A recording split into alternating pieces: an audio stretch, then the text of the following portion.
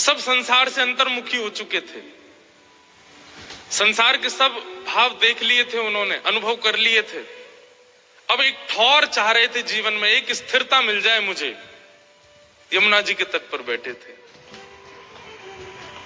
अच्छा एक बात बताएं बंधुओं, गंगा जी की महिमा अद्भुत है, पर हमारी यमुना जी की महिमा अत्याद्भुत है।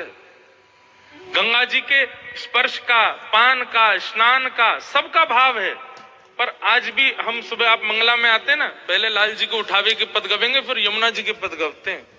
यमुना जी के सब पदों में एक ही भाव है, स्नान भले ही मत करो, यमुना जी के पास जाके बैठ जाओ। भक्ति में वर्धन करती है श्री यमुना जी। आपकी जितनी भक्ति होगी उससे 10 गुना ज्यादा होके आएंगे जब यमुना जी के तट पर बैठ के आओगे। तो ऐसा हमारे अष्ट सखान ने गायो है, यमुना जी भक्ति वर्धन करती है। सूरदास जी यमुना जी के तट पर बैठे, तट पर बैठे बैठे मन में विचार कर रहे, एक ठौर मिल जाए मुझे। और वही समय कुछ वैष्णव महाप्रभु जी की, श्रीमद वल्लभाचार्य जी की चर्चा करते हुए वहां से जा रहे। एक बार सुनी, 2 बार सुनी, अब तो रोज रोज वह महाप्रभु जी की चर्चा कानों में आने से सूरदास जी को अब ये लगने लगा कि कोई व्यक्ति विशेष मुझे नहीं सुना रहा है चर्चा, श्री यमुना जी आज्ञा कर रही हैं। तेरी ठौर यही है जो बार बार तुमको सुनाई दे रहे हैं, तेरी ठौर यही है। किसी भाव का अनुभव, सद्भाव का बार बार होने लगे, किसी के माध्यम से होने लगे, तो समझ जाना कि वो कोई संकेत है आपके लिए। अज्ञात हवाई जहाज में, ट्रेन में या बस में कहीं बैठे थे और सहज ही चर्चा करने लगे सब वृंदावन की। फोन खोला तो कोई चर्चा आ गई वृंदावन की।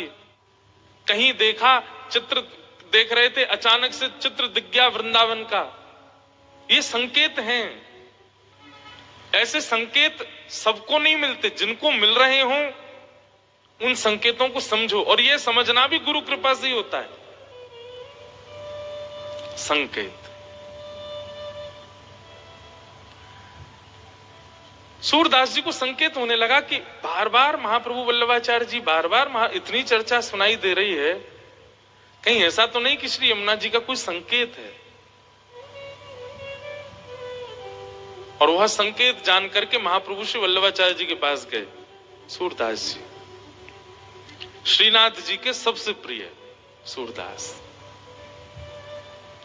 महाप्रभु जी के पास गए, जाकर के दंडवत किया। अभी तक कृष्ण भक्ति अंकुरित भी नहीं हुई थी चित्त में सूरदास जी के।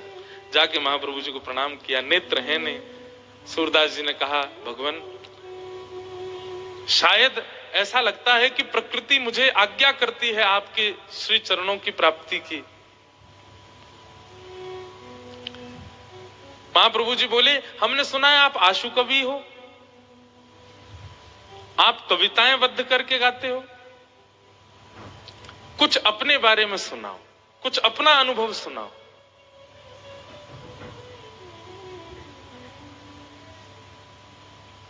सूरदास जी महाराज ने पद गाया, कौन कुटिल खल कामी मौसम, कौन कुटिल खल कामी,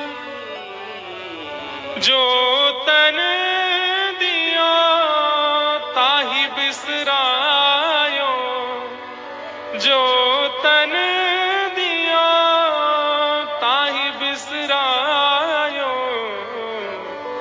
ऐसो नमक हरामी मौसम, कौन कुटिल खल कामी।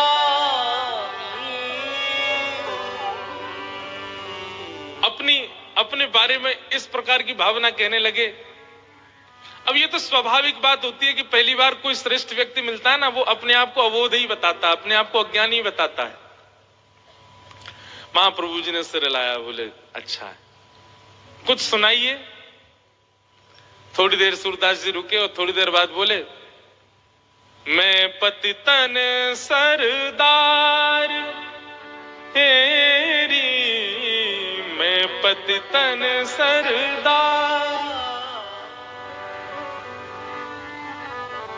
अपने आप को पतित कहने लगे। वो पतित भी नहीं हूं, पतितों में सरदार हूं, सबसे बड़ा पतित हूं मैं।